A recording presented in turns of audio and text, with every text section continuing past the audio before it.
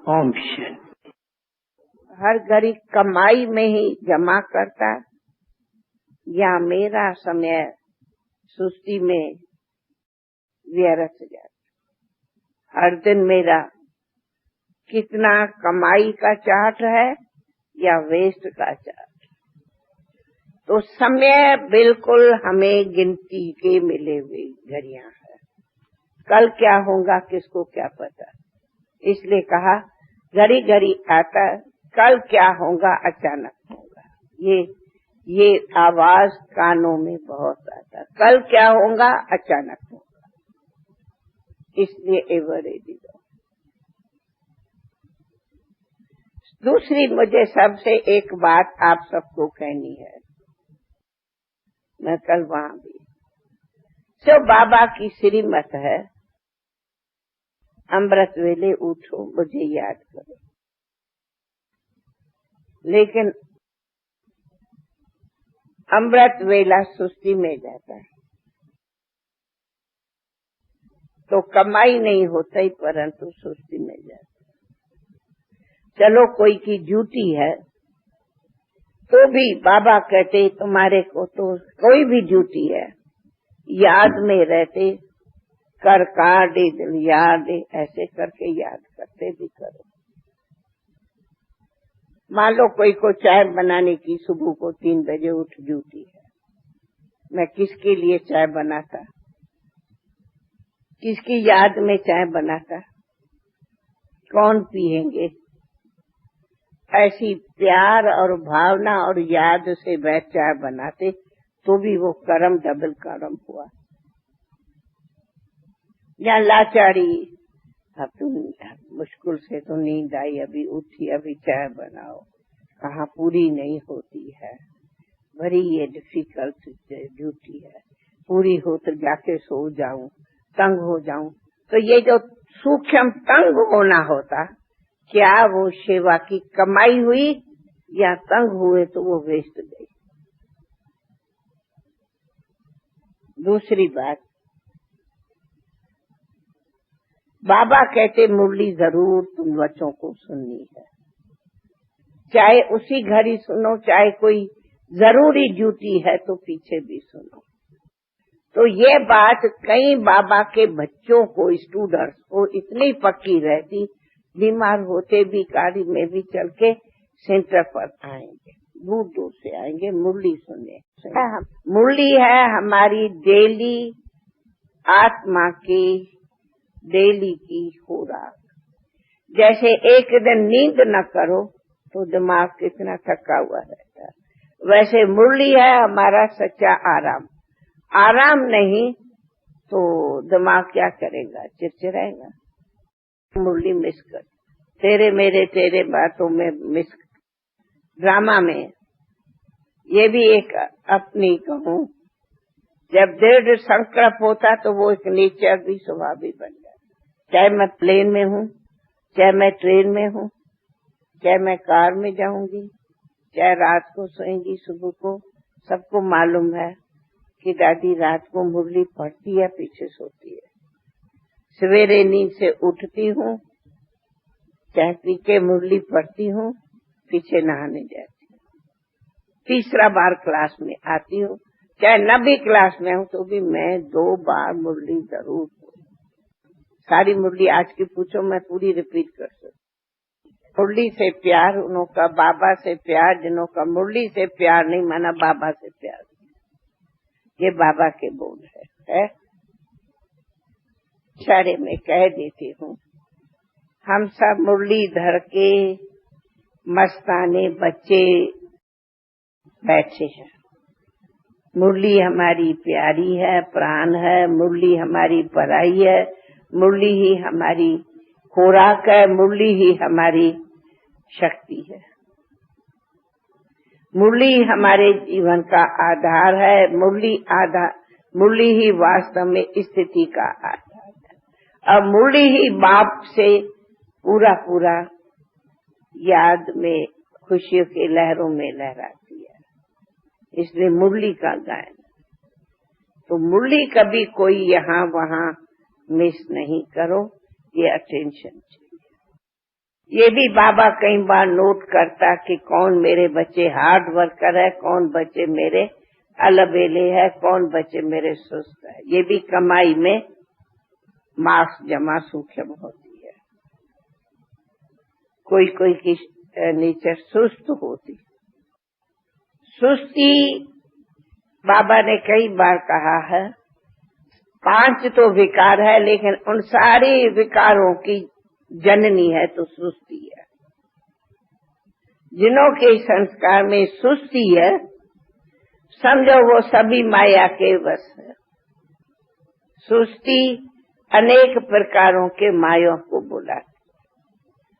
सुस्ती कभी नहीं शरीर में होनी चाहिए। चलो फिरो, उठो, खाओ, बैठो, हंसो, लेकिन सुस्त नहीं बनना। क्योंकि हम सब गादली स्टूडेंट है। स्टूडेंट तो दौड़ते, भागते, नाचते, गाते, तो हम सभी स्टूडेंट है। मेहनत करते, काम करते, ये करो तो अच्छा है। सुस्ती बीमारी का दरवाजा खुड़काएंगी, चुस्ती बीमारी को भगाए। ये भी एक आप लोग देखेंगे, पूछ लो। इसलिए सदैव लाइफ को एक्टिव रखना चाहिए, कभी भी सुस्त नहीं रहना चाहिए। हमारा अनुभव करता, आज अगर ये ऐसी है, शरीर है, तो सुस्ती करो तो मन होगा ये ऐसी ही है माया। लेकिन एक्टिव रहो तो माया ये आएगी नहीं सुस्ती। टाइम पर सोना है, टाइम पर उठना। इसलिए स्कूल में भी लेजी स्टूडेंट कोई होता है तो उनको मार्क्स काट देते है ना। भैया स्कूल के अनुभवी हो ना, कहेंगे ये लेजी बॉय है। तो आप लेजी बॉय हो या चुस्त बॉय हो? पांडव चुस्त होते, पांडव लेजी नहीं होते।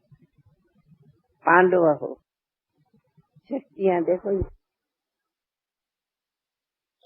तो हम सभी बच्चों के लिए सदा ये आश रहती कि मेरे बच्चे मेरे समान हो जाए। और हम भी ये चाहते हैं सब कि हम बाप के समान बने। क्यों? यही संगम का समय है जब बाप हमसे मिलते, हम बाप से मिलते। और यही संगम का समय है जो बाप हम सब बच्चों को अपने साथ समान बना के घर ले जाता। घर जाने का न आगे टाइम है न पीछे, यही टाइम है। और आप हम सबको बाबा सूचना देता रहता है कि जो भी बच्चे अभी तक आ गए हैं वो टू लेट नहीं हो, परंतु लेट जरूर आए हो पर टू लेट नहीं हो। तो इस समय में भी हम अगर अपनी एक एक घड़ी को इतना ही पावरफुल बनावे जैसे कभी कोई कोर्स लेता है, तो वैसे कोर्स तो 1 साल का होता पर कोई 3 मास में भी डेवलप कर लेता। तो आप सभी भले 60 बरस से नहीं, परंतु चाहे 1 साल से हो कि 5 साल से हो, परंतु सबको बाबा की आज घड़ी तक भी पढ़ाई एक मिलती है।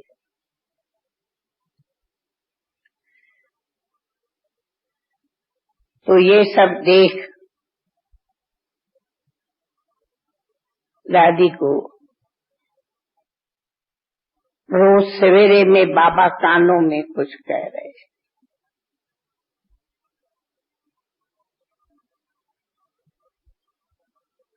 अब कानों में बाबा क्या कहता?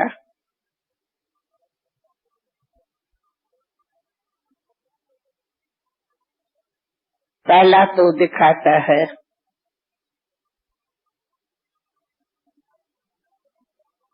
कि अब समय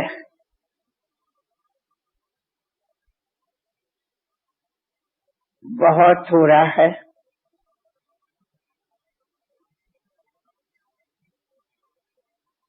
जैसे समय की घंटी बजाता रहता। और बाबा कहते अंत मते सुगते हो जाओ। तो ये समय है अंत मते सुगते का। तो सबसे बड़ी जो इस टाइम सूचना है वो है टाइम की, समय की।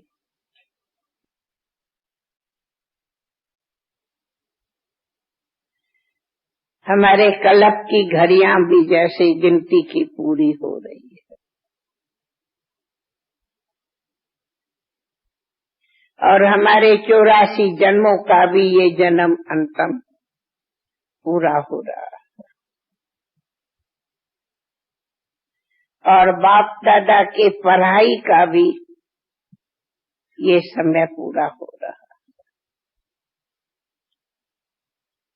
तो हम बच्चों को पुरुषार्थ मेहनत करने का भी टाइम पूरा हो रहा है। कई बार ये अनुभव होता कि जैसे स्कूल में पहले सूचनाएं देते मास्टर कि अभी आप लोग का एग्जामिन होने वाले। वो कभी 6 मार्च, फिर कभी 3 मार्च, फिर अंत में आके 1 मार्च पहुंचता। तो बहुत करके बच्चों को छुट्टी देते कि अभी आप सब पढ़ाई को रिवाइज करो, स्कूल से छुट्टियां होती कि एग्जामिन के लिए तैयार हो।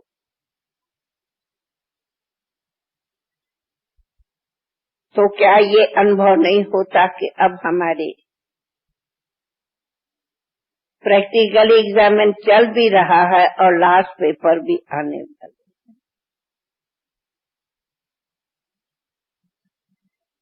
तो हमारी स्व स्थिति वहां तक है जो हम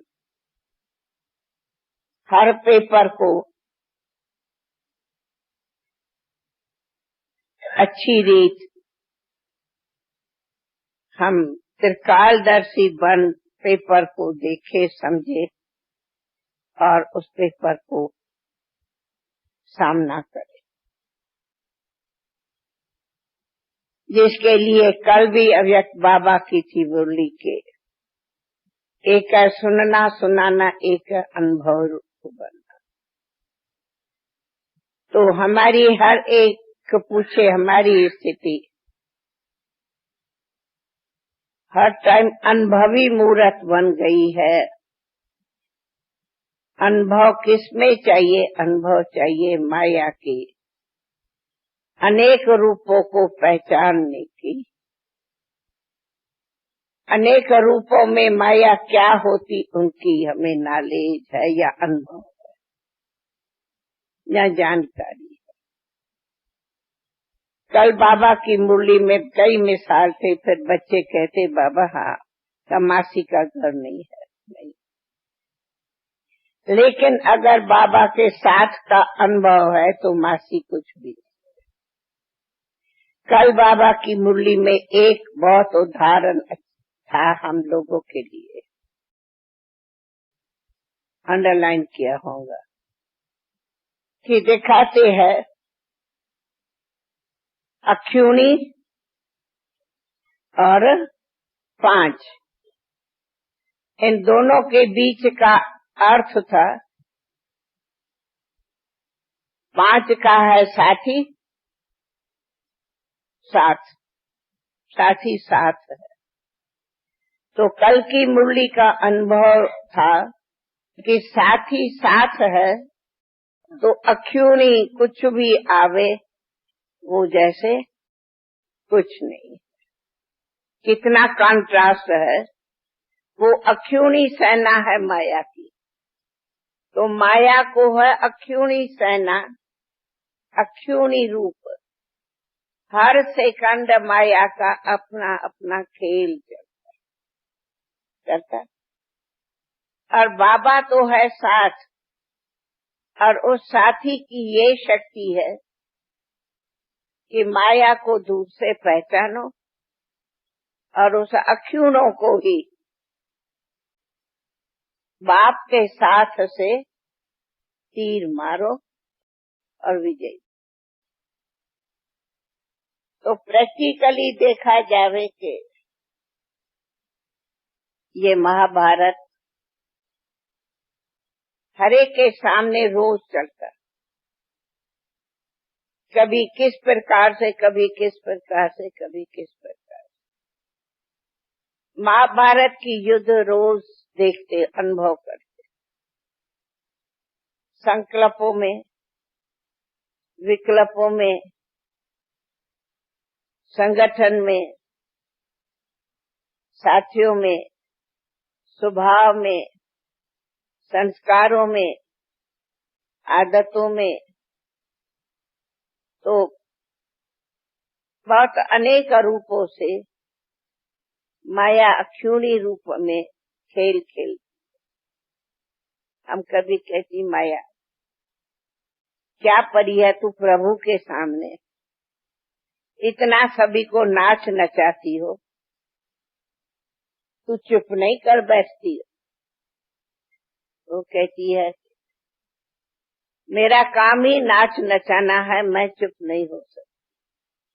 वो एक जंप देते तो मैं उनको 4 जंप दिलाना चाहिए। हम भी देखे कितनी जंप देने की शक्ति है। जैसे बच्चे जंप देते हैं ना, 3 फुट 5 फुट, पता नहीं कितना हाई जंप दिलाते, तो माया भी हाई जंप देने की हिम्मत और प्रैक्टिस कराती, और फिर उसका जवाब एक ही मुरली में है। चाहे माया कितने ही क्यों नहीं रूपों में खेल खेलने आवे, परंतु बाबा के साथ से आप उस पर विजयी बनते। तो कहा, बतला रही थी उस दिन भी कि 5 बातें दादी के पास बार बार आती है, 5 सूचनाएं मिल रही है। 1, अचानक अचानक अचानक, अचानक सब। दूसरा, मिसला एक अचानक की सूचना सुनाती। देखो क्या होता, एक बच्चा था 12 साल का, माता ज्ञान में आती है, तो बच्चा को एक साथ साइकिल पर बिठा के आगे जा रहा था। तो साइकिल जो चला रहा था उसने कहा आप यहाँ बैठो, खड़े रहो, मैं सामने दुकान से चीज ले आता। और बच्चा साइकिल लेके खड़ा है, तो बच्चा ही तो था, तो समझा मैं भी कुछ साइकिल यूं चलाऊं। उसी सेकंड में सामने ट्रक आई, पूरी बच्चे के ऊपर चढ़ गई, और 12 साल का बच्चा सेकंड में खड़ा है, बस अब सेकंड में चला गया। और वो परिवार में एक ही बेटा था, तो घर में तो परिवार में तो शौक आता ना, आएगा ना। लेकिन हम आप जानते हैं अचानक तो ये सब होंगे। आप अगर इस साल की देखो, अचानक कहाँ अर्थक्वेक जबरदस्त हो रही है तो कहाँ अचानक आंधी तूफान हो रहा है, कहाँ कुछ हो रहा है। लेकिन अचानक तो बहुत कुछ होता ही है।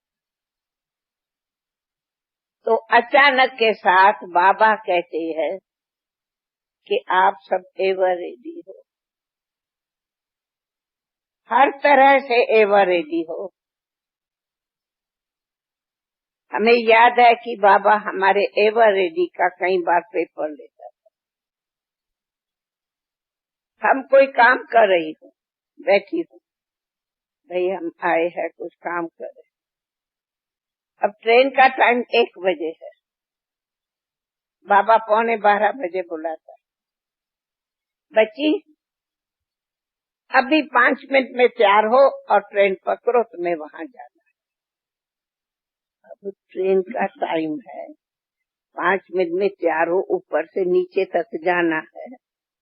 रिजर्वेशन की बातें उस टाइम में नहीं होती, खड़ा रह जाएगा कि कितना 5 मिनट में आई कि 10 मिनट में आई।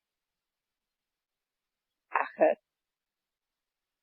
अचानक है, रूम में जाओ, सामान बैग में रखो, निकलो। असल एकदम मैं देख रहा हूँ कितने मिनटों में तैयार होके आते हैं। अगर बराबर टाइम पर हम पहुंच गई तो शाबाश, अगर थोड़ी लेट की तो कहेंगे गृहस्थी हो। तो बाबा तैयार भी तो हो। मिलिट्री वालों को बोला जावे 10 बजे तैयार हो, वो कहेंगे क्या कि हमें तो अभी ये लफड़े लेने हैं, तो अभी आप मिलिट्री नहीं बने, मिले कहीं टाइटल मिल जाते थे।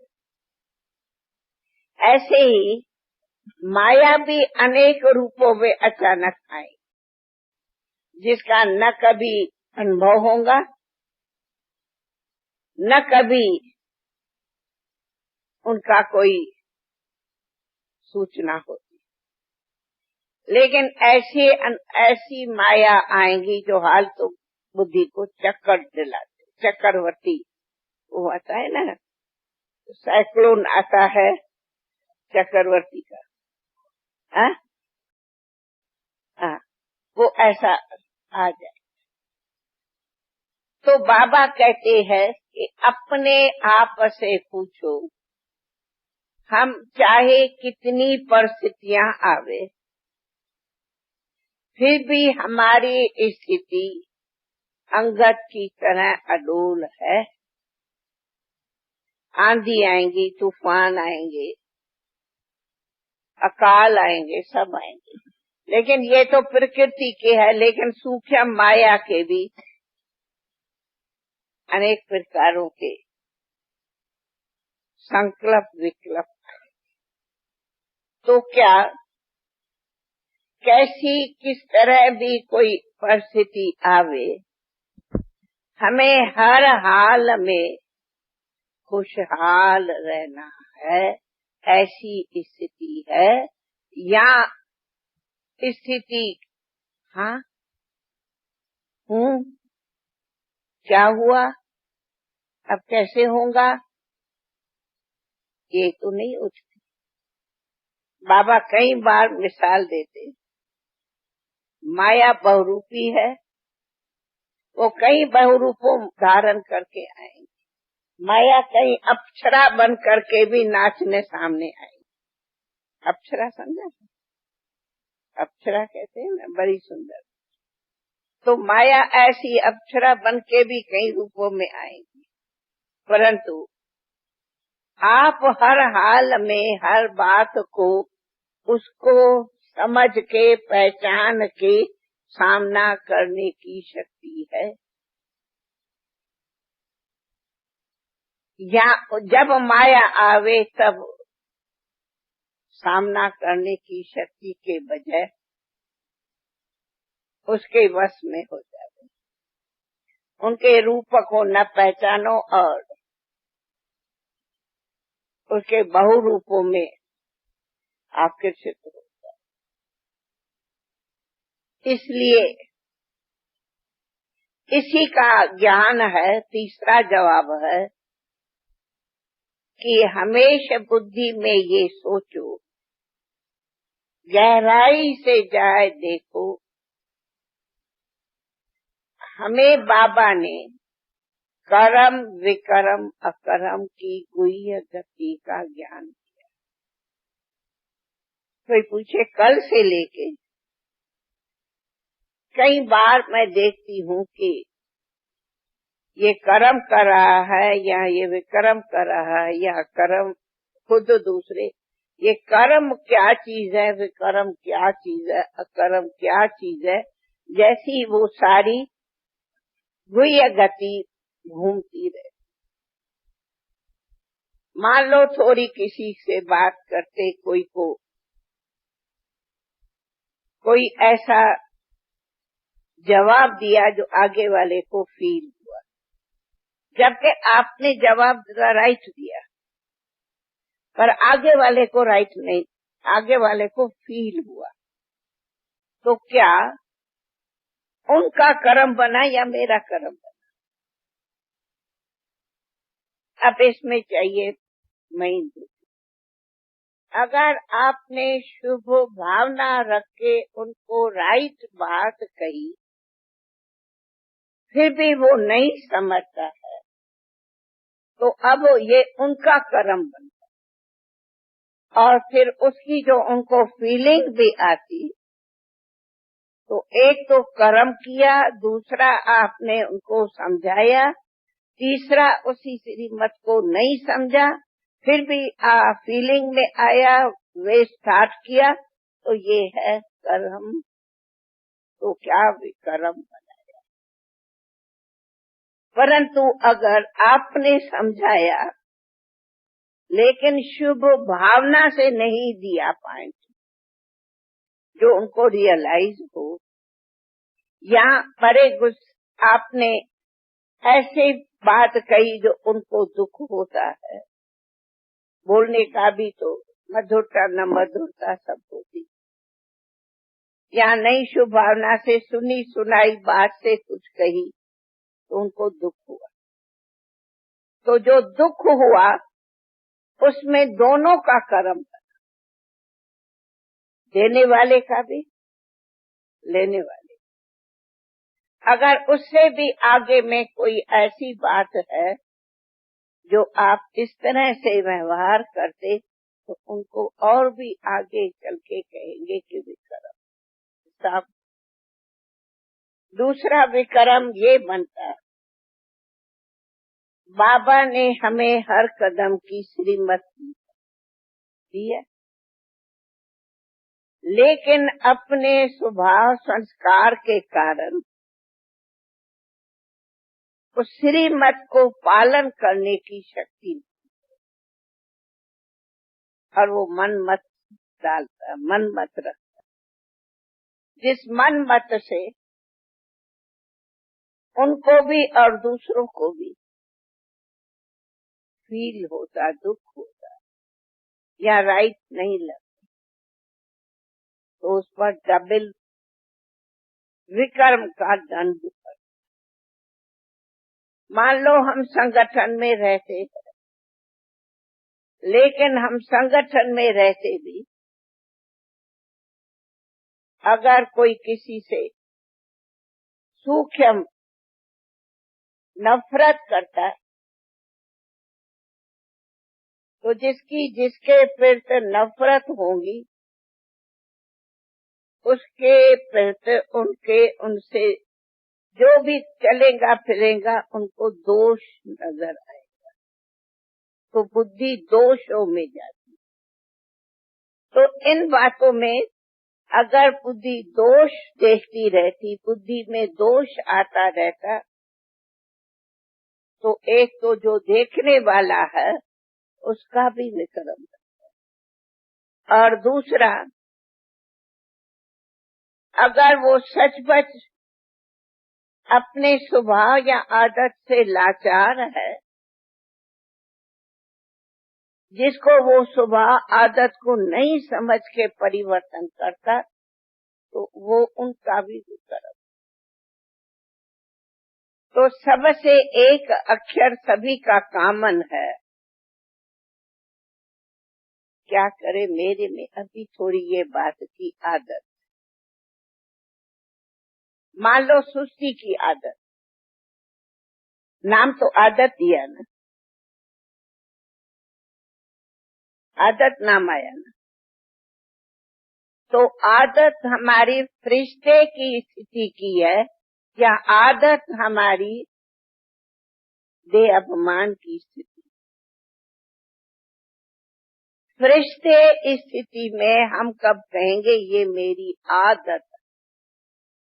कहा जाता है आदत बुरी बला, बला कही जाती है सत्य। तो मैं आदत के अनुसार नींद करता, सोता, उठता, बोलता, चालता, कर्म करता, खाता, पीता, व्यवहार करता, आदत के अनुसार करता या श्रीमत के अनुसार करता, इसकी चाहिए सूक्ष्म। योगी कभी नहीं कह सकता मैं आदत के मजबूर हूँ, ये योगी का शब्द नहीं। आदत होंगी तो वृत्ति भी जाएंगी, वाइब्रेशन भी जाएगा। अब सवाल है, मेरी पुरानी आदत ही समझो कोई, लेकिन ज्ञान माना आदत को परिवर्तन करना। तो जो भी आदतें हैं, आदतों को परिवर्तन करना ही योगी का लक्ष्य है, और आदतों के वश चलना ये है भोगी का लक्ष्य। अब हम कौन? गीता में भी है, हे अर्जुन, मनुष्य स्वभाव के वश है, योगी स्वभाव को वश है। जिसका कई बार बाबा सुख का भाव क्या है वो समझो। एक है अपने संस्कारों के अनुसार स्वभाव, दूसरा है हमारे योग का स्थिति का भाव। हम स्वभाव के वश है या स्वभाव को वश रखा, इसकी बहुत गहरी जानकारी। इसीलिए सन्यासी इन बातों को परे रहने के लिए चले ही जाते जंगल में, क्योंकि वहाँ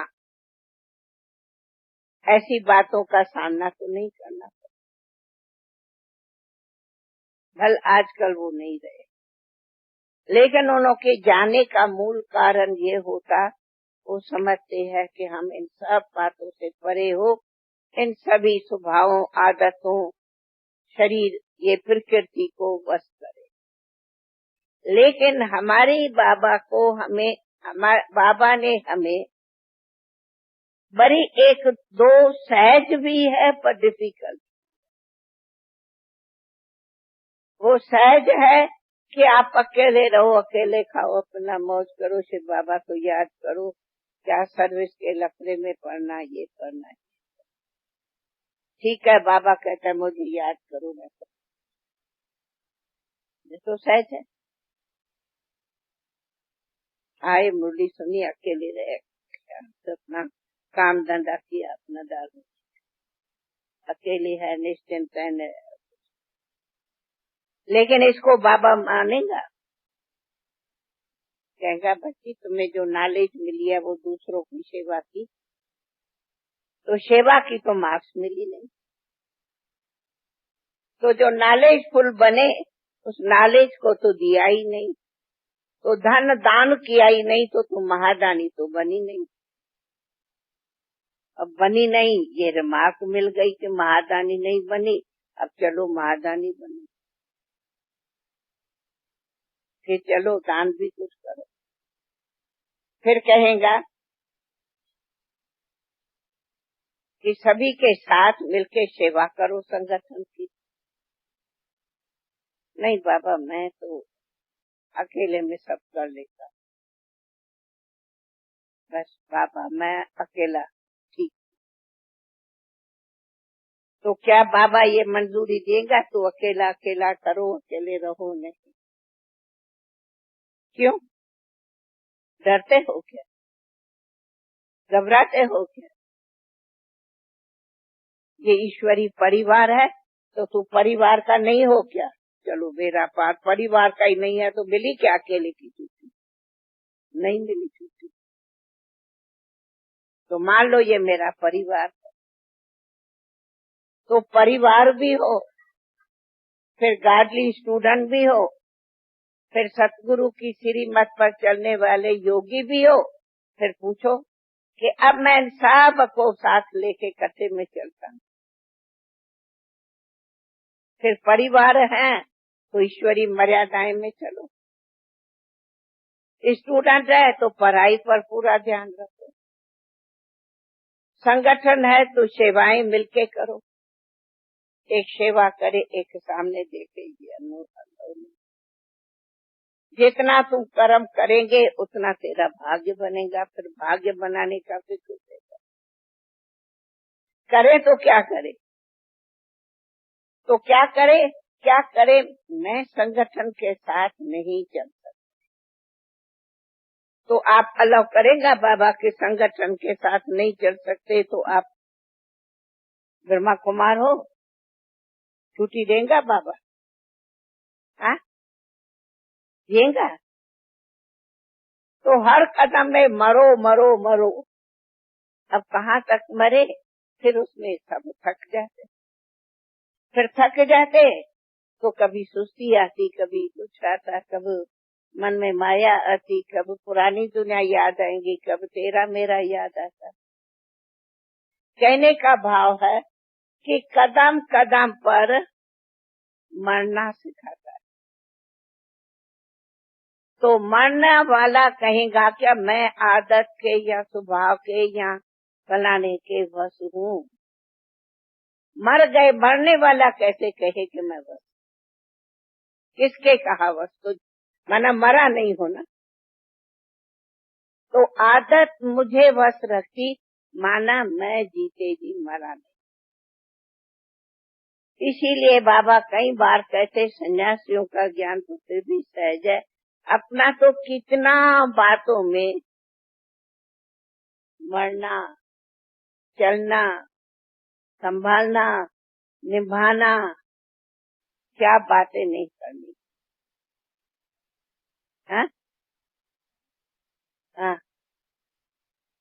हाँ, खाना पीना भी संगठन में जो मिले सो अमृत करके खाओ। कई बार अंदर से सूक्ष्म ऐसे भी अगर हमारी सूक्ष्म नफरत आई तो किसकी इंसल्ट की? ब्रह्मा भोजन। तो हमें ब्रह्मा भोजन का भी सत्कार रखना है, न कि अपने आदत के अनुसार खाना, अपने आदत के अनुसार न खाना। इसीलिए बाबा ने हमें इन सब बातों की प्रैक्टिस कराई कि जो भी जैसा भी जहाँ जो भोजन मिले वो प्रेम से। कि बाबा ने हमें कर्मातीत बनने के लिए, पार्श्विकानर होने के लिए ये सब बातें सिखाता है, ताकि हम किसी भी बात के में फेल न,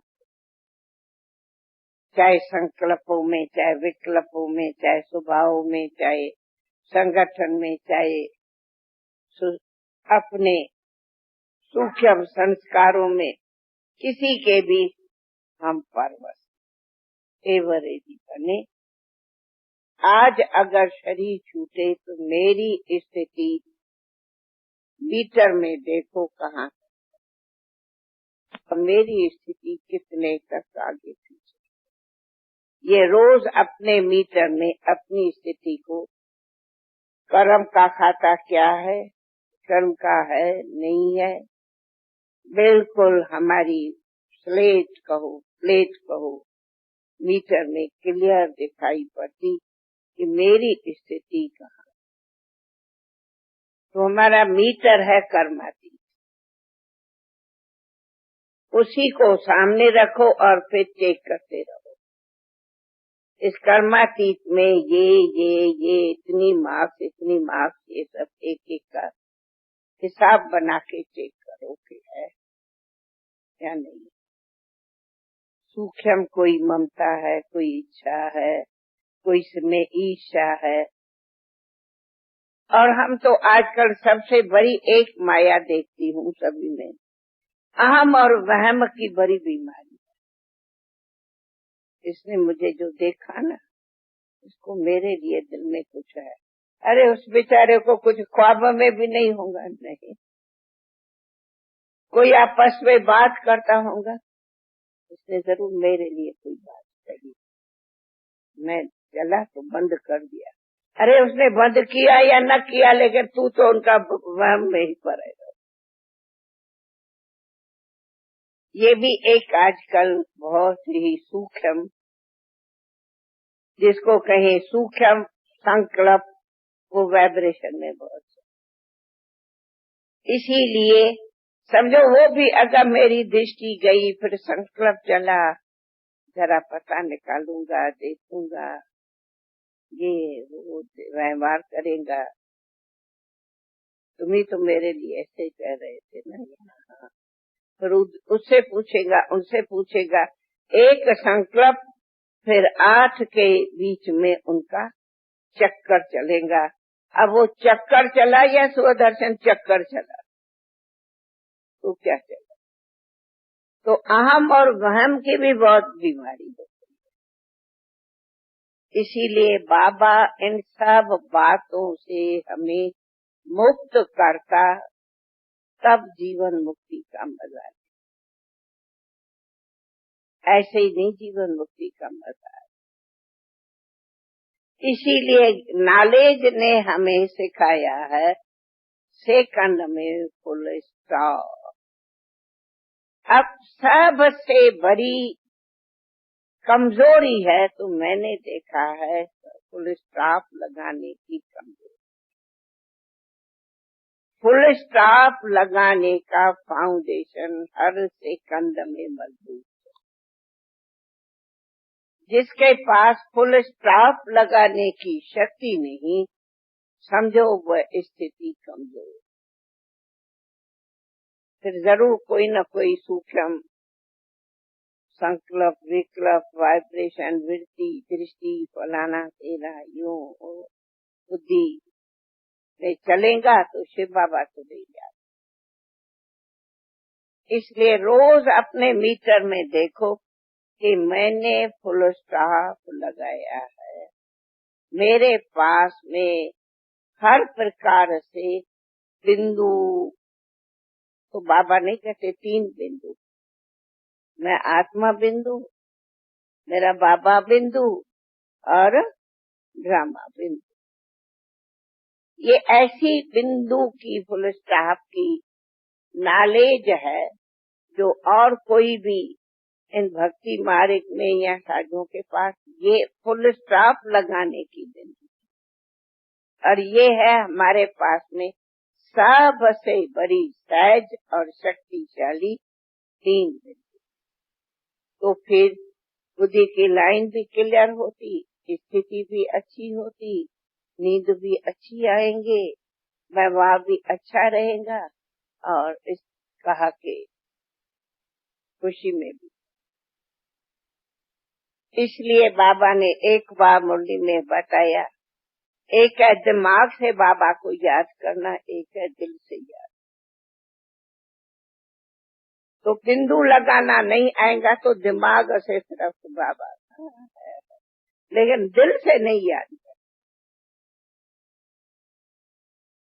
दिल से याद करने वाले के पास में ये सब बातें सेकंड में खत्म हो।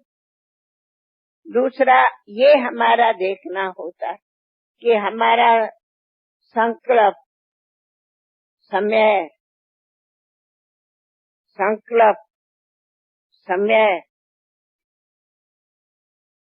कि सफल हो रहा है या कहाँ वेस्ट भी जा रहा है। समय भी कीमती है तो संकल्प भी हमारी कीमत।